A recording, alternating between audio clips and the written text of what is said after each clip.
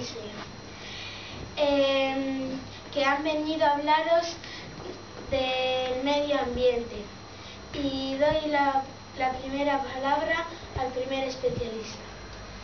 Yo creo que deberíamos tirar la basura al contenedor que le corresponda para cuidar al medio ambiente y a la capa de ozono.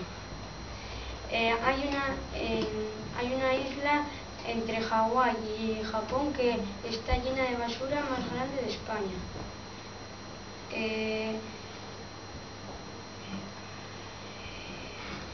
Y los animales lo comen y se están muriendo. No se puede cortar los árboles porque así hay menos oxígeno y los animales se mueren. Para evitarlo tenemos que cortar menos árboles y cuando lo cortamos plantarlo. Así se multiplican y hay más oxígeno. No se puede tirar la basura al bosque, a la playa, etc., porque si no se contamina y algunos animales se mueren o tienen heridas. Tampoco se puede tirar las cosas al río porque luego podemos beber agua contaminada y nos podemos morir. Para ahorrar energía debemos apagar las luces y ir en autobús. Así podremos tener un mundo mejor en minutos.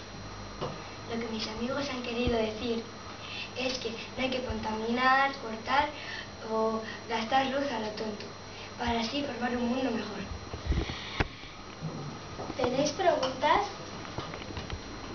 ¿Por qué queréis ayudar al medio ambiente? Para tener un mundo mejor.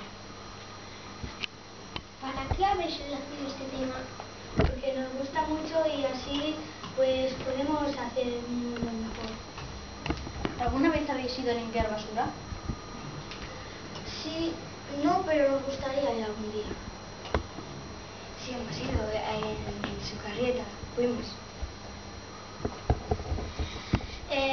Gracias por venir y por estar aquí en esta mesa redonda.